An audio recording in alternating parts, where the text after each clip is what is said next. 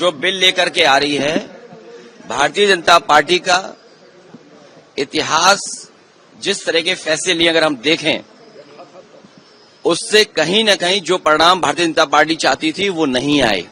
Bharatiya Janata party का हर फैसला vote के लिए, अपने लोगों को खुश करने के लिए। ये वक्फ बिल के खिलाफ समाजवादी पार्टी है, पहले भी थी, आगे भी रहेगी। जिस तरह के संशोधन भारतीय जनता पार्टी कर रही है, वो पूरा कंट्रोल अपने पास चाहते हैं। जो एडमिनिस्ट्रेटिव पावर है वो पूरा का पूरा अपने पास रखना चाहते हैं। इस देश ने वो समय भी देखा है कि जिस समय एडमिनिस्ट्रेटिव गलत फैसले की वजह से भारत की जो संस्कृति रही, भाईचारा रहा, उसके खिलाफ खाई पैदा की है। और अगर हम इनका जो फैसले लिए अगर पलट करके देखें, एंग्लो इंडियन बिल जिसमें कि सदस्य एक बनता था, चुन करके आता, वो अपॉइंट होता था, वो बिल ले लिया वापस, वो आरक्षण छीन लिया। आरक्षण एंग्लो इंडियन का छीना, नोटबंदी से रुपया छीना, लेकिन भ्रष्टाचार बढ़ गया, रुपए आज भी निकल रहे हैं। जीएसटी कानून लाए, उधर व्यापारियों का सब कुछ छिन गया, दिन भर वो केवल जीएसटी का चक्कर काट रहे हैं। तो जीएसटी हो, नोटबंदी हो या अन्य फैसले हों, ये छीनने का काम करते हैं, लोगों का कुछ न कुछ छीनने का काम करते हैं। वक्फ के माध्यम से ये कहीं न कहीं संदेश ये देना चाहते हैं कि अपना वोट बैंक ठीक कर लें, क्योंकि नौकरी दी नहीं, रोजगार दिया नहीं, किसान की आय दोगुनी हुई नहीं, तो इनका वोटर भी इनसे नाराज है।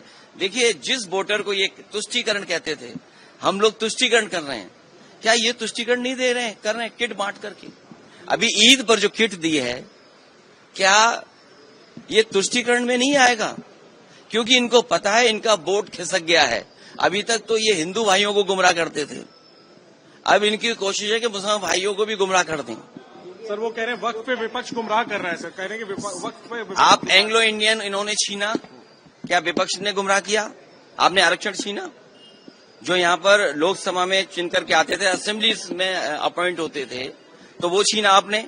नोटबंदी पे आपने कहा कि आतंकवाद खत्म हो जाएगा, इनके लोगों को माफी मांगने जाना पड़ा। क्या आप सोच सकते हो? फौज के गलत फैसले की वजह से, हालांकि नई बात बनते ये कहने की है, लेकिन फिर भी कह रहे हैं, एक घटना ऐसी हुई जिसमें इनको माफी मांगनी पड़ी फौज के बड़े अधिकारी को जाकर के, जो गलत इनकाउंटर हुआ था। तो इन्हीं की वजह से आतंकवाद बढ़ रहा है। नोटबंदी फैसला लिया, क्या भ्रष्टाचार नहीं बढ़ा? एक व्यापारी उत्तर प्रदेश में, जिसके इत्र व्यापारी था, कारोबारी, 250 करोड़ रुपए निकला था नोटबंदी के बाद, और ये कहा गया समाजवादी पार्टी का है। जब इनकी बदनामी हुई, इनका फैसला गलत हुआ, इन्होंने अपनी बदनामी छिपाने के लिए समाजवादी पार्टी के जो पूर्व एमएलसी उसके घर पे छापा मारा।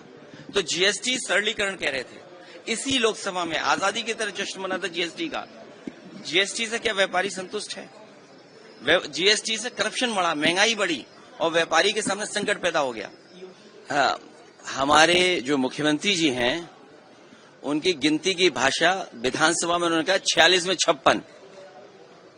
उनसे भर्ती के बारे में पूछा गया तो उन्होंने 46 में 56 कहा। और आप सब पढ़े लिखे लोग हैं, कोई इसमें ऐसा नहीं है जो थोड़ा बहुत गणित न जानता हो। 66 करोड़ लोगों का आना, मैंने मान लिया, स्वीकार कर लिया कि आए हैं, लेकिन क्या ये फिगर सही है? अगर 66 करोड़ लोग गिन सकते हैं ये लोग, तो बताओ जो 1000 हिंदू भाई श्रद्धालु खोए हैं, लगभग 1000 हिंदू भाई श्रद्धालु जो खोए हैं, उसकी गिनती, उसके नाम अभी तक सरकार नहीं बता पा रही है। जो हमारे श्रद्धालु श्रद्धा से आए, श्रद्धा भावना से आए, और वहां पर जाकर के उन्होंने कुंभ को संपन्न कराया, उनकी जान चली गई, किसी की मदद नहीं हुई, आज तक सूची नहीं आई। जो लोग एक्सीडेंट में आने जाने में जिनकी जान चली गई, उसके लिए क्या किया सरकार ने? जो हिंदू भाई 1000 खो गए, वो गिनती नहीं बता पा रहे हैं।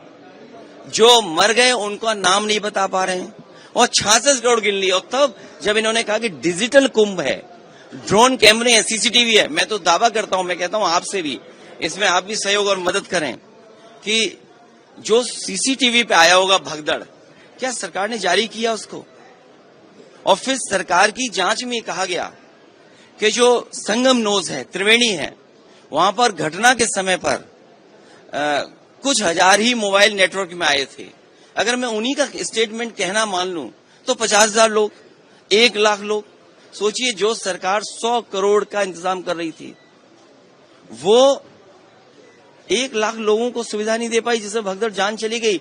जान जाने वालों का नाम नहीं बता पा रहे हैं। ये सब इसलिए हो रहा है क्योंकि इन्हें बेरोजगारी की फिगर नहीं देना है, इन्हें महंगाई के बारे में चर्चा नहीं करनी है। किसान की आय दोगुनी हो, ये मैंने नहीं कहा, ये बीजेपी ने कहा किसान की आय दोगुनी होगी। इन्होंने मूंगफली नहीं खरीदी, सरसों के तेल वाले को कोई लाभ नहीं पहुंचाया, विदेशी सरसों तेल खा रहे हैं सब लोग। तो ये जो तमाम नाकामी है उसको छिपाने के लिए करें। और आज ही एक सर्वे आया है, सर्वे जो आया है उसमें उत्तर प्रदेश आखिरी है। एक बहुत प्रतिष्ठित मैगजीन ने सर्वे किया है सभी स्टेट्स का, और उसमें सबसे आखिरी में कोई दिखाई दे रहा है तो वो हमारा उत्तर प्रदेश है। और देखिए, इतिहास वही पलटना चाहिए जिस इतिहास से भविष्य बनता हो, वरना इतिहास को इतिहास ही रहने देना चाहिए। और सोचिए, ये एक सड़क पे नवाज की बात नहीं है। मैंने अधिकारी से पूछा, आईपीएस अधिकारी थे, कि ये बताओ ये मुझे क्यों नहीं जाने दे रहे हो ईद के कार्यक्रम में। उनके पास कोई जवाब नहीं था। मुझे खुद ये कभी परंपरा नहीं रही है कि किसी सरकार के मुख्यमंत्री एक्स चीफ मिनिस्टर को रोका जाए। इन्होंने ईद में नहीं शामिल हो, हम लोगों को रोका गया और इश्यू बने, क्योंकि इन्हें सूट करता है ये चीज कि ये इश्यू बने। ये जो किट बांटी जा रही है, आप समझ लीजिए किट इसलिए बांटी जा रही है क्योंकि हिंदू भाई जाग गए हैं, पीडीए परिवार जाग गया। रामजी सुमन जी का घर तोड़ दोगे। हिटलर ने जो ट्रूपर्स बनाए थे, ये वही ट्रूपर्स हैं करनी सेना बीजेपी के, ये बीजेपी के नेता हैं। अगर वीडियो वो देख लो, एक बीजेपी का नेता मुझे क्या गाली दे रहा है, मेरा डीएनए पूछ रहा है। अरे मेरा डीएनए पूछ रहे हो, तुम अपना डीएनए टेस्ट क्यों नहीं कराते हो? अपना डीएनए टेस्ट भी करा लो। और राम भुआल निषाद गांव में जा रहा था, एक सांसद, कोई सुरक्षा नहीं उसको दे रही है सरकार। ये सरकार जिस तरीके से हिटलर ने ट्रूपर्स बना करके पॉलिटिकल लोगों को सबक सिखाता था, उसी तरह ये करनी सेना भारतीय जनता पार्टी के ये हिटलर के ट्रूपर्स की तरह काम कर रहे हैं। वो सोचिए, मुख्यमंत्री हो, कई थाने में बुलडोजर लेकर के चले जाए, तो बुलडोजर चला कौन रहा है? क्या स्टीयरिंग इनके हाथ में नहीं है? अब क्या वो किसका वेलफेयर कर रहे हैं? मुख्यमंत्री जी किसका वेलफेयर कर रहे हैं? जो अभी इंडिया टुडे का एक बहुत महत्वपूर्ण कोई डेटा आया है, उसमें यूपी आखिरी है सामाजिक जो योजना है उसमें, लोगों के व्यवहार में। अच्छा, व्यवहार तो मुख्यमंत्री जी से ही देखा होगा उन्होंने। वो एनआई वाले हमारे हैं साथी, एनआई वाला साथी जानता है उनका व्यवहार कैसा है। और अगर आप देखना चाहें तो आर्काइव में देख लीजिए आप। तो आप उसमें नहीं बोलेंगे जो आंकड़ों में उत्तर प्रदेश आखिरी है। नौकरी नहीं दे पा रहे हैं, रोजगार नहीं दे पा रहे हैं। जो कुंभ में लोग आए हैं उनकी गिनती ही नहीं मुख्यमंत्री जी बता पा रहे हैं।